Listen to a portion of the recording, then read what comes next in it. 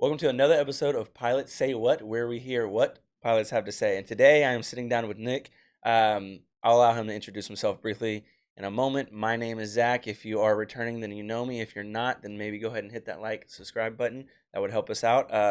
Stick around and see what we're going to get into today. We'll talk a little bit about cadet programs, being a CFI and teaching CFIs, hours maybe, and then we'll try to, at some point in this episode, we'll talk a little bit about some things you guys can walk away with, some tips, especially if you're a student or if you're just considering flight training. But what we'll do for now is we'll allow Nick to kind of introduce himself and Yeah. let us know who he is.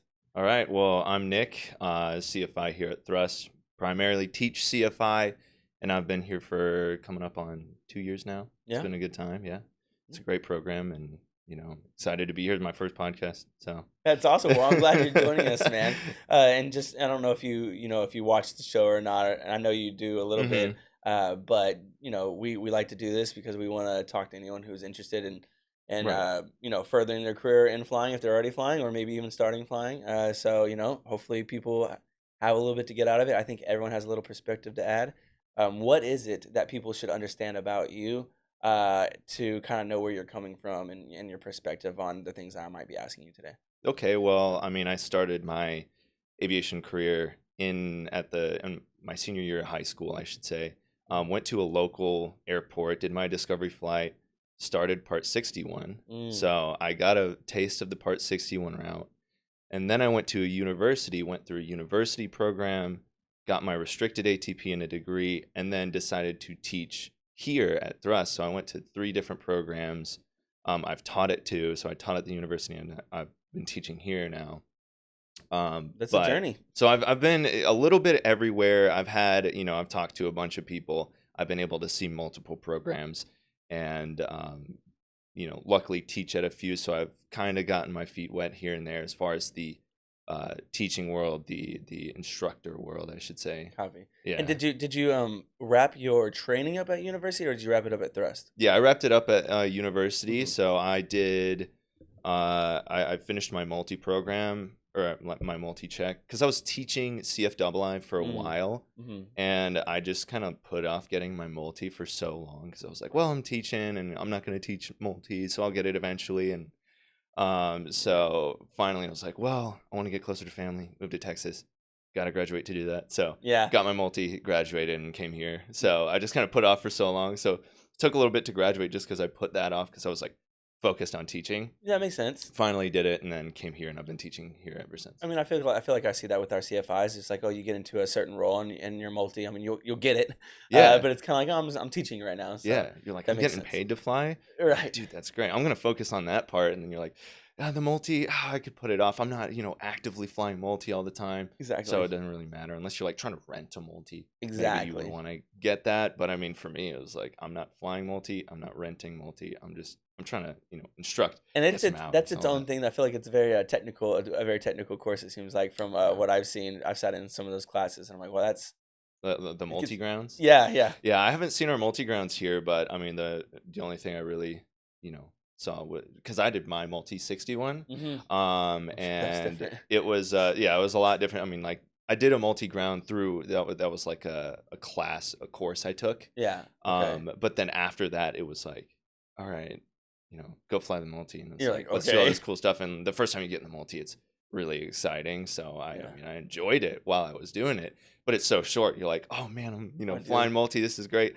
And you're going back to single engine. You're like, hey, This is cool unless and all, you get but your can I MEI. yeah. But I mean, then you're in the multi a little bit more. But for me, I was just like, MEI is not my thing. I'll teach Right. single I feel engine. like Alex Shawzad does a good job in our classes, but I can Oh, only yeah. imagine the desire to want to jump in the multi a couple times. What do we have, the Seminole? So Yeah, with the pretty Seminole. cool, Yeah, yeah. it's a cool plane. Okay, so stepping back, you have like it's interesting that you started at 61. You went to uni, and then you've taught a couple places. I say uni, Yeah. university. How College, far did university, you whatever. just get your private at Part 61? I got my private Part 61. My instructor was actually a physics teacher at our high school. And Wow. so one day I just walked in his class. I was like, hey, like, I heard about the huge shortage. I grew up in a community full of Delta pilots. So I was, they were like, hey, if you ever thought about it, now's the time to get into it. So I was like, shoot, I never thought about actually going and being a pilot. So I went, Right. did a discovery flight, and then I knew like there was a teacher at my high school that did flight instruction. So I walked into his class. It's like, hey, and rest is history. Started flying with him. He went to Embry-Riddle, Okay. so I started. I kind of got a feel for 141 because he wanted to structure it the way that he went through school, I guess. That's nice. So I got a taste of the 141 life. So it wasn't like complete part 61. Like he had like some sort of structure a to it. He wasn't just syllabus. throwing you in there. Yeah, it wasn't like, all He's a right, we're gonna teacher, go up so and he do knows how Yeah, to. Yeah. he's a teacher. Yeah. I mean, not only did he get his instructor license at Embry-Riddle, but then he started teaching an actual, class. So Mhm. I did that with him in a Warrior. It took me a year because I was doing high school and track Yeah. and flying at the same time. So it took me about a year to get that, and then went to college and then started doing instrument when I Mhm. went to college. So I went from steam though into full glass instrument, and I was like, not Right. only am I learning instrument, but I'm learning how to use the G1000, and I was like, big difference. But now that I've been using the G1000, I hop back into steam, and I'm like, steam's cool. It's kind of like a warmth when you get into it. You're like, this is cool. Kind of Like nostalgic in a yeah, it's way. nostalgic. But then Simple. if I'm going far and I want Some if there's tools. weather and stuff, oh dude, give me a G1000. Yeah, But please. if I just need to get around, Garmin 430 is all I need. So, it sounds like you get interested in flying in high school. You go to Part 61. You get your private, and it works out in a way that you kind of someone who does it, and you Hmm. go through them. Um, it sounds like. Tell me why you still went to university. Were you planning on going to university before deciding to do anything with flying? Hmm. And you're like, well, I'm going to do both. Like I can get it done through university, so why would I not? Is that what the thought process was? I guess for me, the thought process was like originally I was like not planning on being a pilot at all. I was like, I'm gonna go be an engineer or something, Right. maybe business. But then my dad was like, you weren't in like BC calculus, like a bunch of AP like hardcore classes for math, and I was like, yeah, you're right. And Right. so then the opportunity arose where I could start flying, and I was like, wow, I never thought about that. Like I always got on airplanes, and I was like, how did those pilots get to that position? Like Right, because what's it the seems like pathway to far get there? off, yeah. Yeah, I was like, I'm just a normal guy, and those guys are flying this huge plane. I'm like, where's like, I'm clearly disconnected because I didn't know what to do. And then we started doing research, and I was like, oh, this is actually, you know, something that's possible. And Yeah. so I started looking at universities because I was like, well, if I'm going to fly, I want to go to college. I wanted to go to college. Sure, you can get a college degree and then fly afterwards, or like during at a Part 61 school. It just depends on like what you want to do, I guess, or Right. how fast you may want to go through, like what kind of education. But you knew you wanted to, still do the Yeah, college thing, so yeah. yeah. I wanted to go to college, and the school that I went to was, they offered restricted ATP. So instead of being 1,500 hours, I could do it at 1,000. Mhm. And then they had a couple partners. So like they were a Delta Propel school, so I could have gone through that. And but I wanted a degree. I feel Right. like I just grew up that way, and so it's like I need a degree. But like Yeah. my first instructor at the school went through music school, got a Mhm. degree in music, and then was like, nope, I'm gonna fly. So he started doing that, and he was in and out of there pretty quickly, Yeah. and was a CFI. Didn't do anything with music, Yeah. just decided to fly, did that, went to the regionals, and then like I think he went back to Japan, and he was like flying in Japan. So Yeah, that was that's a what good he's doing time. right now. That's Yeah, awesome. yeah. I see him on Facebook every once in a while. I'm like, There's man, so many dude, what are you different doing? He like owned a ways. small pizza joint for a little bit, and then went Yeah. back to flying. I'm like, what? Yeah, It was he's really funny. fulfilling all his side quests. Yeah, He's yeah, having a good time. absolutely. That's awesome. Okay, well, I mean, it seems like you did the thing. You already kind of knew what you wanted. In hindsight, I mean, would you do anything differently? I mean, did you like it? I'm not, not Yeah. in regrets, but I'm curious. Is there any reflections you have about the path you took to get to your ATP? For me, I mean, I feel like I enjoyed my time at school, and Hmm. it was slower for me. Hmm. I like to take my time to do things, and so Yeah. I made a bunch of friends, and like my lifelong friends are there. So I'm not saying you can't make friends anywhere, but like for me, it was like I'm going to these classes with people that I'm kind of forced to be with every day. Yeah. So it's, you naturally make a bunch of friends. It was a small town. Uh-huh. So I knew a bunch of people around town, and then I could go and be a regular pretty much anywhere. So I enjoyed my time Yeah. while I was there. But when I came here, I was like, I don't know how it's gonna be and like the difference. And it's almost like its own mini college campus here at Thrust. Like Yeah. everyone hangs out outside and they're all talking to each other, and you got events going on, and they're living in apartments together like it would be in a dorm situation. So people make very close friends here, and I see that. I'm like, Yeah, that's like interesting. it's interesting to see the alternative, and that's what we're coming to understand is that some people are choosing to come here instead of going to college, Yeah, and I do we see that a and lot. and we really respect that grind. I mean, that's a Mhm, hard decision to make, absolutely. especially for some people. I mean, when you said a lot of people, you grow up and you're like, that's what I'm gonna do, and then you start thinking about things. You're like, well, I want to fly. Do I just not go to college? I mean, there's experience. Even if Right, there's education, then there's the experiences, and then there's like some of the safety that some people would imagine by going to right. college. And we're thinking, well, we want to respect that decision, so we make sure to put a little effort into making sure that everyone can Yeah, connect and we have space for that. yeah. But And there's still like honestly, classes full of people too exactly. when you do a ground school. And I Yeah. think it's cool when I see, some person who's 18 years old and they're like, "All right, I'm doing my commercial now." I'm like, that's wild that you're Yeah. doing commercial like at 18 years old. And here's the thing, like if you go to a program right here, like here, you're gonna get through faster. You're gonna Mhm. get it like it took me a while to get my ratings, Right. but you're going to go through a lot faster. And then there's nothing saying that you can't go back and get a college degree after. Like nothing's stopping you from doing, whether it's if you do online classes, sure, online classes are pretty easy. You can get a degree doing that. It just depends on what you want to do, I guess, Hmm. if you want to get a college degree anyways. But Hmm.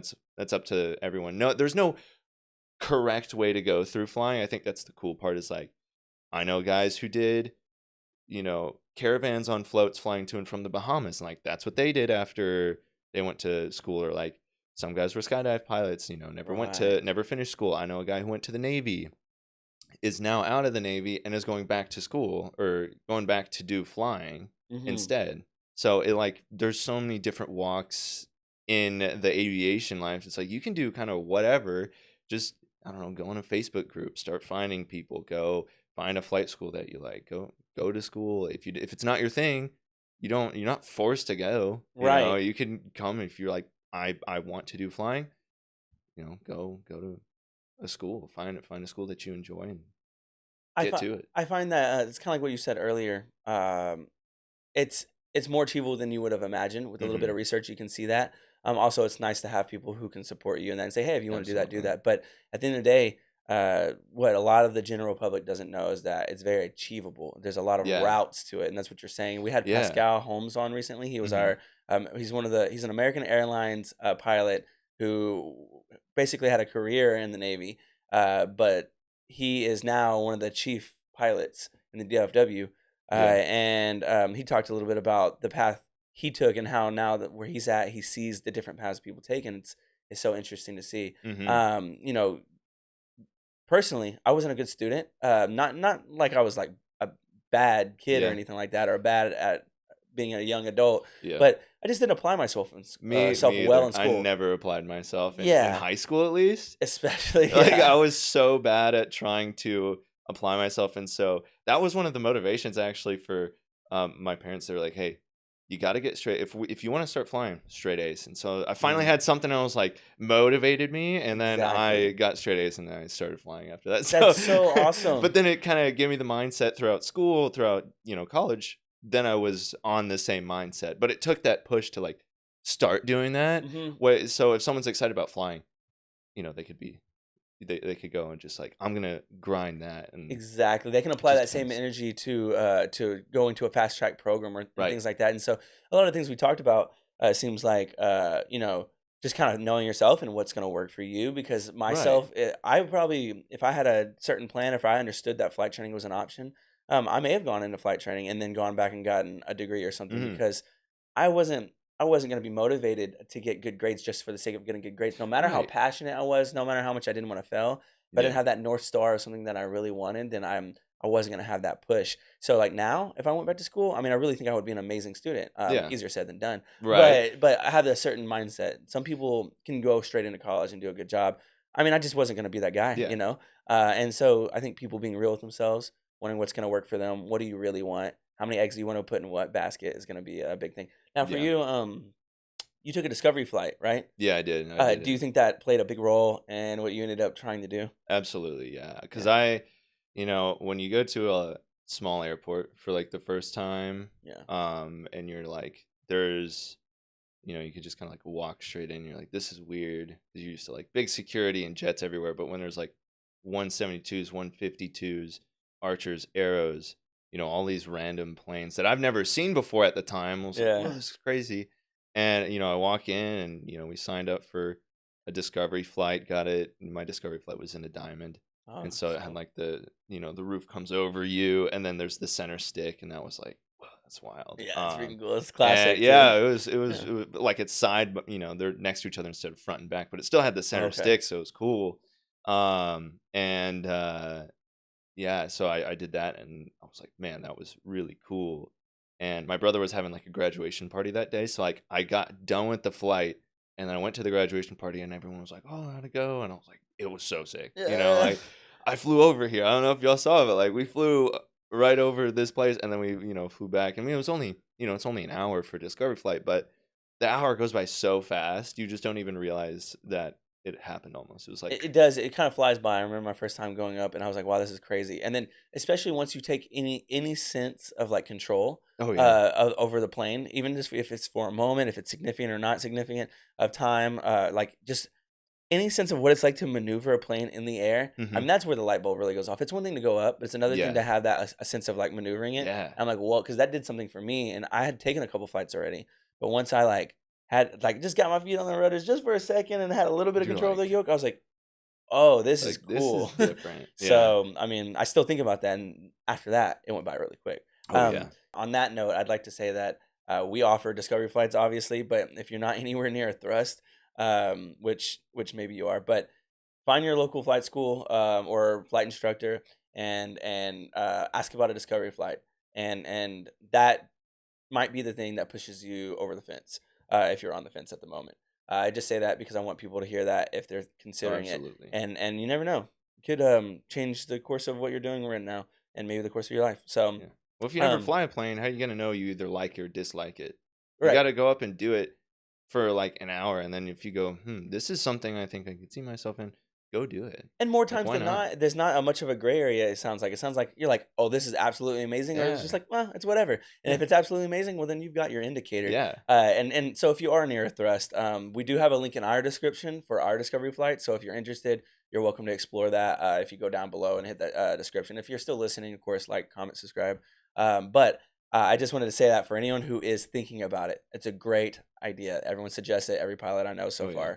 far. But for those who are listening still and are curious a little bit about some of the experiences you've had as a student and moving into a CFI role, and maybe you're a student as well, I'd like to maybe ask some questions to you for them. Yeah. Because earlier you were talking to me about, um, you're a CFI now, and you also help teach CFI. Yeah. So you also mentioned cadet programs. Yeah. Let's start with where you're at in your program. If you Hmm. could explain to me a little bit about, you're at Thrust, you're teaching. What's that been like so far? Well, my first flight was July 1st in 2023 at Thrust. Well, it was a sim. I started teaching. A lot of times people here, they start off teaching instrument Hmm. because you just get off of double I, and then a lot of times, uh, since you just got off of double I, you're the most fresh at instrument. So Yeah. you start off teaching instrument, then you start teaching commercial, and go on and so on and so forth. But for me, yeah, I've been teaching CFI for the majority of the time that I feel. So I left Thrust for a little bit, Right. because I got my hours, and I had some interview dates, and so I was like, you know what, I'm just gonna stop working. I'm gonna focus on interview prep, and I did that. And as soon as I stopped with Thrust, I went and got the rest of my multi hours. So I rented a multi plane out in California. Just did one super long cross country, and then I was like, all right, got my hours, we're good. Nice. And I had one airline lined up. I don't want to like name any. I I don't understand. That's totally wanna, fine. I had one airline lined up for an interview, and I, they were like, hey, let us know when you got your multi hours. So I was like, cool. Week later, I was like, hey, got my multi hours. and they said, "Oh, that's great. We can't wait to welcome you at our headquarters, but we're just like really busy at the moment." And I knew that the industry at the time was, there was a huge captain shortage, and that was like kind of halted. And that's kind Mm. of been somewhat the case for the past They year. seem to be focused on filling those roles right now. Yeah. Yeah, because the thing is, if it's they still need first officers. They still need people to Well, they're fly gonna their need some more, planes. Yeah, especially soon. they're But still retiring pilots in the legacy airlines, and that's just how the flow works. However, if you don't have enough captains, why would you hire more first officers to fly with the less? You don't have enough captains to yeah. need to hire first officers, Mhm. and so there's this whole like trickle down. And I know some of the people listening may understand that it's actually harder to get a CFI job now coming out because there's the whole trickle down effect where CFIs like myself, we're not leaving. So Mhm. I came back Mhm. and started teaching again, and that was in October last year, Right. and I've been teaching CFI ever since. So, but because I'm not leaving and a couple other people aren't leaving, then flight schools aren't getting rid of their instructors, so there's no free spots for Right. that. So there's this whole, people might It's a be, little bit of traffic in yeah, the you might be pipeline. seeing it on Reddit. Like Yeah. last night I was scrolling through Reddit, and there was, people like, I can't, it's hard for me to get a job as a CFI. I'm I've like, been seeing that. it Yeah. is, it is. And so it's hard, you know, get your CFI. It's huge. It's important to get your CFI, even if you're like, I don't want to become a CFI. Like I was that way. I didn't want to become a CFI at the beginning. Yeah. But I was like, you know what? I'm just gonna get it, and I ended up enjoying it. Yeah. So, but CFI is one of those first steps. Right. But now you're gonna. It's like maybe I'm gonna do banner towing. Maybe I'm gonna right seat on some skydiving flights and then start flying for skydive school or whatever it is. Maybe it's agricultural. Like you Yeah. don't really see a lot of people going in ag. It's it's needed, but um there's so many different things that you have to Think about. think about now Yeah. because the industry's kind of slowed down. It is cyclical, so things are going to change. And is it? But it's I just mean, hard to predict. genuinely too. I mean, you're right. You find yourself in that position where you're like, okay, I got this lined up, Yeah. and then they say, hey, we're really busy looking for captains right Yeah. now. And you just Well, they didn't say that they were busy looking for captains. I just know from research. I was like, yeah, they need captains, yeah, which is why they're often like $100,000 for captain. If you could go direct to captain, people are offering like $100,000 signing bonus. oh my I gosh, don't. I think it's still going on today. I'm not sure, but for like regionals, if you are able to be a captain, like you can sign on, and it's crazy. But that sounds it's really because nice. they're so needed. Yeah, and to your point, they move up, everyone else moves Hmm. up. It's like you said, it's a like kind of like a pipeline there. I guess what I wanted to ask, genuinely though, Mm. you find yourself in that position where you thought maybe you were about to go to the next step in your career, right? Right. Yeah. And then it's like, wait a second, it's not really happening quite like I thought it was going to. I mean, that has to be a little frustrating, right? Oh Do you yeah. feel frustrated in that moment, or Yeah. and how are you feeling about it There's nowadays? definitely frustration there because, Yeah, like I said, April of last year. So we're in April. A 20. year later. Yeah. I've had my hours. I got my restricted ATP. I am well over the amount of hours that I need to join a regional right now. But I know the regional is where I want to go. Sure, I could have. I could go look for. Oh, I'm gonna do. You know, caravans or Yeah. whatever. Right seat on. A Pilatus or something. But even to do those, you still need. Sometimes 1,200 hours. Hmm. Restricted ATP is 1,000, so I still need a couple extra hours. But thrust is what I knew, and I knew the people here, so I was like, I'm just gonna go back and teach there. But it is frustrating, Yeah. but that's any walk in life, whatever job you're gonna do, is like it's unpredictable, Yeah. and you just gotta keep at it. And for me, eventually after applying, so many different places, I got an interview or I got a phone screen interview at the Mm. beginning of August, end of July of last year, and then in August I got sent to after the phone screen interview. They said, hey, they were like, oh, you'll hear back in 3 business days, to see if we want to schedule your in-person interview. And then 5 minutes later, she calls me back and goes, yeah, we can actually schedule it now. So I was like, oh my gosh, this is Sweet. crazy. So she's like, when do you want to schedule it? And I was like, give me like a week and a half so I can study. So so I scheduled it out and flew out. Literally, I was there for maybe 24 hours up Yeah. where they were, and got luckily a couple weeks later got the email that I got the job, and so Sweet. I've been waiting ever since though for a class date, Right. and that's I guess we'll Another segue level into of the cadet programs, right? Exactly. That's yeah. Because now I'm telling all my CFI students now that they're like right at the perfect time where they, after commercial is when a lot of, I think, cadet programs are starting to pick a lot of people up. Mhm. Instrument commercial, It's somewhere around not there. that you have to technically wait, right? Right. But So now yeah. my CFI students are commercial pilots. They haven't gotten their CFI yet. So I'm just telling them, like, dude, now's the time that you need to get in a cadet program, because I know people, like, I've been waiting 8 months now for that, That class date, for the right? class date. And so I tell my CFI students, I'm like, dude, get it now, because when you finally get your 1,500 hours, the last thing you want to do is wait. Right. And so, go to these regionals, look at the regionals, look at what's going to fit you, look at their bases, look at what planes they fly. If it kind of fits your style and you think you're like, I could spend some time here, join a cadet program, study for the interview. Because Mhm. a couple of these cadet programs, your first interview with them is your final interview. So Mhm. treat it as, I already have my hours. Spend a couple weeks studying, find some online study material. There's so many, and join a cadet program, because for me, I know a couple people who have been in a cadet program, and they didn't have their hours quite yet. They were maybe 100 off, 100 hours from, they're at like 1,400. They needed 1,500, but then the regionals were like, hey, we'll offer you this, hey, do you think you can make this class? And I Right. go, yes.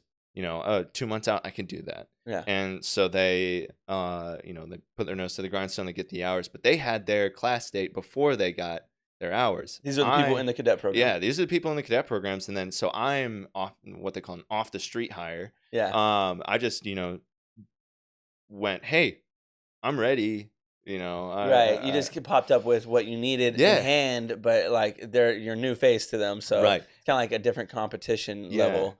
And the Uh, thing is with cadet programs, the thing that the reason why they do cadet programs is, one, you have some mentorship throughout your career. They'll put you with people to talk to as you're going through it. mhm. Two, some of them offer you flight benefits already. So like if you're like, oh, I want to join an airline because I want to get flight benefits, like a lot of these places you can start getting flight benefits if you're in their cadet program. Like it Yeah. just depends on the one. And three, you get priority over off the street hires. So like I'm not their priority right now. They're trying to get their cadets that, started with them, maybe uh, a year or two ago, that Yeah. they're like, hey, this person was with us. Obviously they're gonna, put them first Mhm. versus a guy that was here, a couple months ago. And they're like, hey, Yeah. so I think joining a cadet program is important.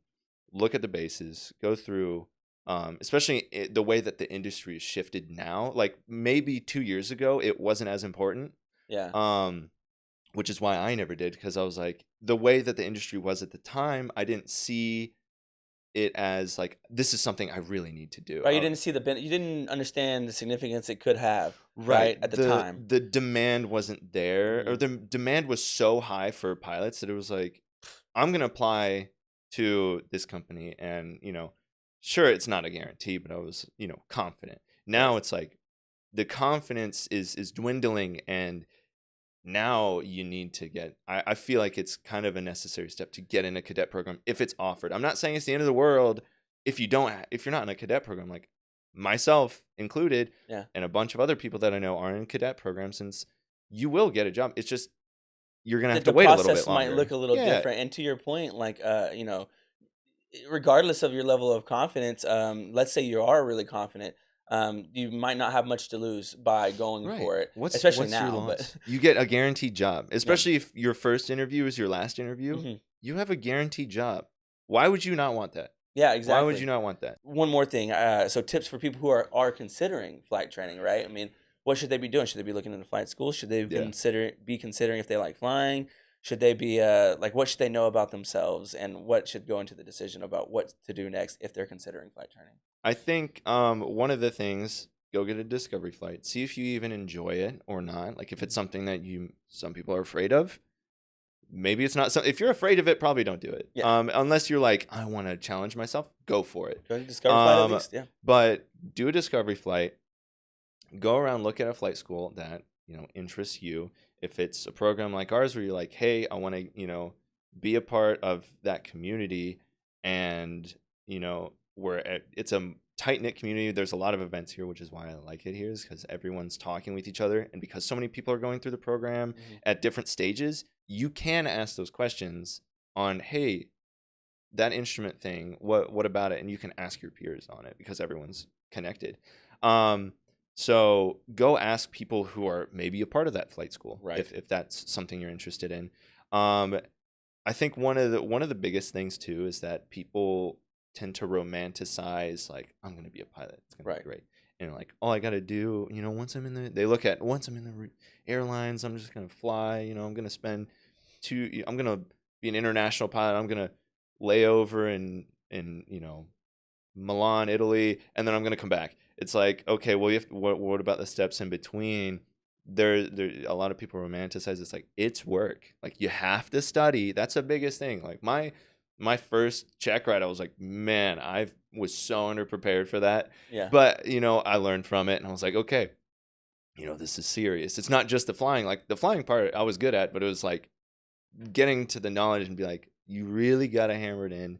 You got to know as much as you can, Right. because when it comes to you flying by yourself, it's just you need to know as much stuff. So that's why it Mhm. is hard. I And mean, it's a so don't serious thing. romanticize it. Yeah, yeah. Like, and I like that point. Hey, you can see the pretty pictures and Yeah. have the goal to do what you would like. Like whether it be travel the world, be Yeah. international, have a little And extra that will time off. happen. Right. But at the end of the day, it is hard work. So back to Yeah. your point from the very beginning. Just know that it's going to be work. That, like, Exactly. go into it knowing it's going to be difficult. It is fun. Like, it looks like work because it is work, but it is fun at the same time. And if it's something you enjoy, then you shouldn't have a problem, working on this thing that you really enjoy. Like, if you're an artist, like, you're not just going to go, oh man, I'm going to be like, you know, I'm going to be painting the Picasso or Sistine Kendrick. Chapel. Yeah. Like, no, you're you're going to start off not very good, and you're going to work on it, and then you're going to get better, and that's But the the same passion way. gets you there. The But the vision gets passion's you there. there. If it's something you want Yeah. to do, you're going to keep working on it. It's the Yeah. same thing for flying. Yeah, So, exactly. So all that to say, all of the above are true, right?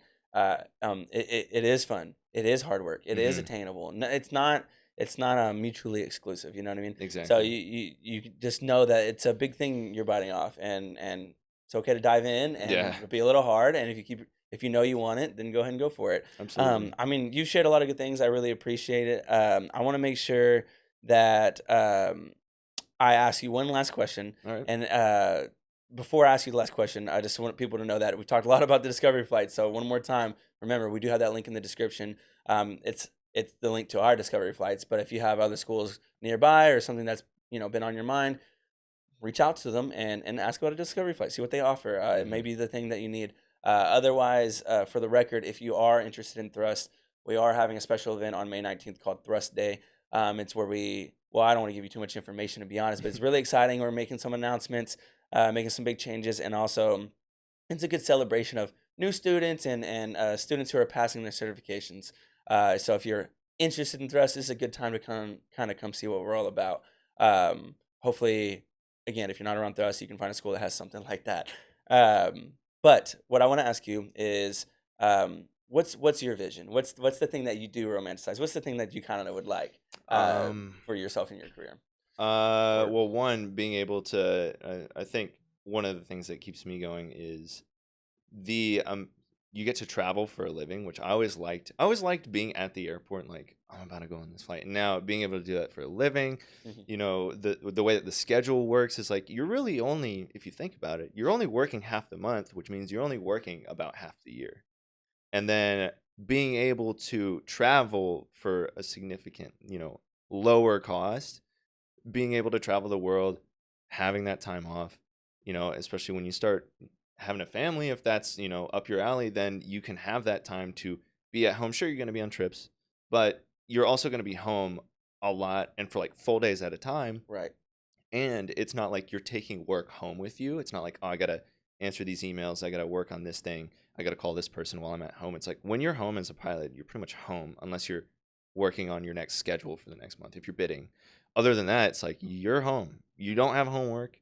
You're not worrying about this big, presentation coming up. It's like you're home Right. and then you're flying. And it's like if you enjoy flying, it's like work. It's not as much work anymore, and that's what I'm so excited for. And like being able to, I just think flying a jet is going to be super cool. I know it's complicated, but like Right. because it's so complex, I'm excited because it's complicated. It's like I a get weird it. thing. Yeah. It's part It's of the challenging, and that's yeah. I want the challenge, and so being able to do that, being able to travel, see my friends, see my family all the time, live in different locations, and just and make a good living doing that. That's what I guess romanticize in my eyes, like just being. I think I didn't travel as much growing up, Exactly. so being able to travel a lot is like the biggest thing for me. That's a really big one. I think that's a really nice to hear. Honestly, I think a lot of people think about the traveling, but not traveling a lot growing up is something like, and then starting to travel as a young adult. I'm like, wow, Yeah. I would like to do this more and more. And so Yeah. I Went to think, Europe like one time and I was like, wow, I yeah, can't wait it's to all do it this takes. all the time. Yeah. So I mean, I really hope. Look, I want to wish you the best of luck on your journey. I I don't appreciate think you that. really need it though, because I think you've been working hard. I see you around the school, Yeah. and then talking to you, I understand that you have like a drive and a vision for it. And I don't think it's a coincidence that you got a CFI position at Thrust when we tend to be, we have a lot of people who want to be CFIs Oh here. yeah. So, and you've got another job lined up in the airlines taking a second, but I Mm-hmm. think what's good about all that is it speaks to the fact that you worked hard enough for people to want you to work with them, right? Yeah. So, best of luck to you in your Yeah. journey. I Appreciate appreciate it. you joining in with us. Yeah, appreciate you having me on. Yeah, absolutely. And I really hope that the listeners and the viewers, whether you're on streaming platforms or YouTube or wherever you're listening or watching, I hope you guys got a few things out of this. If so, feel free to leave a timestamp in the comments and let us know what what you wish other people could hear, especially if you agree with it or if you disagree. Let us know. We'd love to have a little bit of Yeah. a I'm conversation trying to be about it. real with it because Yeah. there's a lot of people who are like, oh, it's great. I'm like, it's not always sunshine and rainbow. So if you find a part like that, you're like, this is a real portion. I'm like, oh, I really like that. Exactly, Yeah. and Drop it in. that's what I want people to hear. I want people to hear real conversations about this stuff. It's not this isn't curated. I Yeah. don't think it is. I mean, we really haven't talked Yeah, in we went depth in. You were before. like, we got a few talking points, but like, we're just gonna kind of spitball after that, and like, Exactly. try to keep it real, and that's what I'm trying to bring into this conversation. Yeah, and so So, I appreciate you for doing yeah, no that. problem. And so again, if you guys did make it this far, I'm assuming that you got enough out of this to keep listening. Well, please let that be represented in your likes and your comments and hopefully a subscription. I think it's shocking to see that. I think we've gone up to about 6% of our regular listeners uh, are subscribed and others aren't. So if you're regularly listening, please subscribe. And we'll see you It's guys free. on the next episode of Pilots Say What, where we hear what pilots have to say. My name is Zach, and I'll be your host next week. And thank you, Nick, for joining in. Yeah, thank you.